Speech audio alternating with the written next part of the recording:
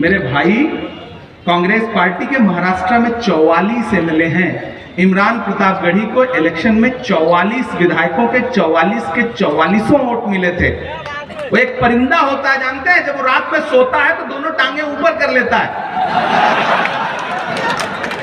आप गूगल कर लीजिएगा, उसका नाम पता नहीं लग जाएगा, मैं नाम लूंगा नहीं, जानते हैं ना। वो दोनों टांगे ऊपर कर लेता है। नासिर बैठा है, इस बात को जानता है। जानते हो क्यों कर लेता है? उसे लगता है कि रात में जब आसमान टूटेगा तो मैं अपनी टांगों से आसमान रोक लूंगा। उसे लगता है कि दुनिया चल रही है तो मेरी वजह से चल रही है। नहीं भैया, आपकी सिर्फ तकरीरें चल रही है, आपका सिर्फ धंधा चल रहा है, आपकी सिर्फ दुकान चल रही है। मैं जानता हूं जितना हमला उनको बीजेपी पे करना था, उससे ज्यादा कांग्रेस पे हमला। कांग्रेस ने ये किया, कांग्रेस ने वो किया। अरे मेरे भाई, कांग्रेस ने 70 साल में क्या किया? यही सवाल तो नरेंद्र मोदी जी भी कर। सुन लेना, मैंने अहद किया था कि मैं नजीब की मां के आंसुओं को लफ्जों में ढाल के पार्लियामेंट में बोलूंगा। मैंने बोला, मैंने की है वो तकरीर। मैं जानता हूं कि जहां बोलना जरूरी है मैं वहां बोलूंगा, सुना दूंगा, नज़म भी सुना दूंगा, सब कुछ करूंगा इंशाअल्लाह। मैं सिर्फ सांसद बन के नहीं खड़ा हूं, मैं पहले शायर हूं, बाद में सांसद हूं, वो सब भी करूंगा। लेकिन अगले 10-15 मिनट खामोशी से आप मुझे सुनेंगे।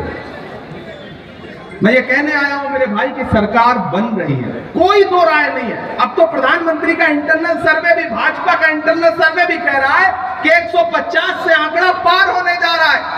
क्योंकि ये जो भाजपा की सरकार थी, ये अवाम ने नहीं बनाई थी, ये लोकतंत्र को, जमहूरियत को लूट के बनाई गई सरकार थी। इसलिए अवाम अब बदला लेने के मूड में है। लुटेरों से बदला लेना चाहती है मध्य प्रदेश की अवाम। हमारी आंखों ने देखा है कि किस तरह से उज्जैन में एक बिटिया 8 किलोमीटर पैदल टहलती रही। पूरा भारत बेच रहा है, इसी काम में हासिल उसे महारत बेच रहा है। कि रेल बिक गई, तेल बिक गया, बिका हवाई अड्डा। आप तैयार है ना बुरहानपुर वालों? कि रेल बिक गई, तेल बिक गया, बिका हवाई अड्डा। सब कुछ बिकता देख के खुश है अपने जेपी नड्डा।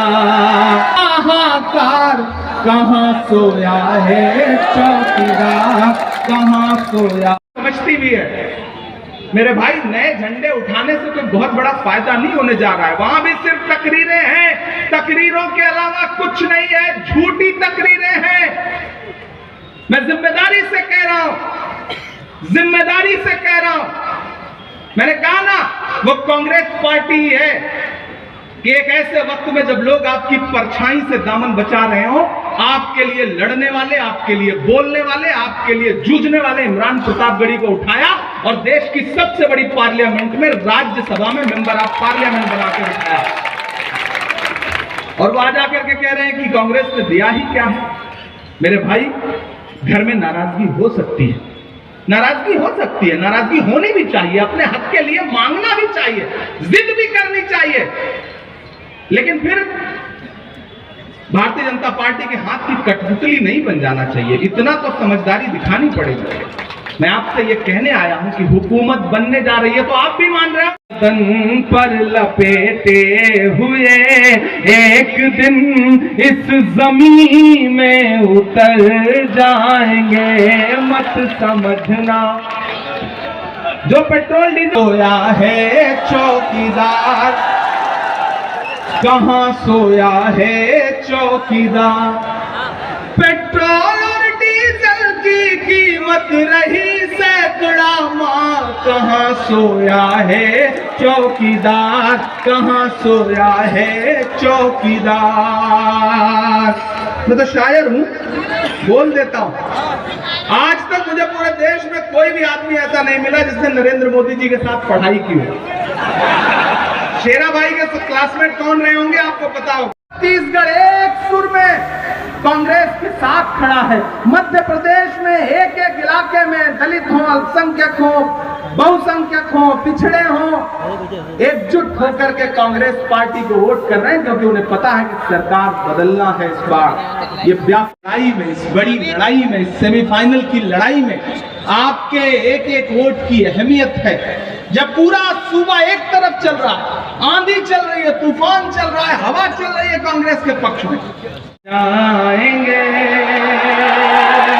मुझे लगना चाहिए कि बुरहानपुर बोल रहा है, बुरहानपुर की आवाज सुनाई पड़ रही। बैठे रहो, आप बैठ जाओ। के मत समझना डराने से डर जाएंगे, अब के सारी हदों से गुजर जाएंगे। मौत के नाम का खौफ देता है क्यों, मौत के नाम का खौफ देता है क्यों, मौत जिस रोज आएगी मर जाएंगे। मत समझ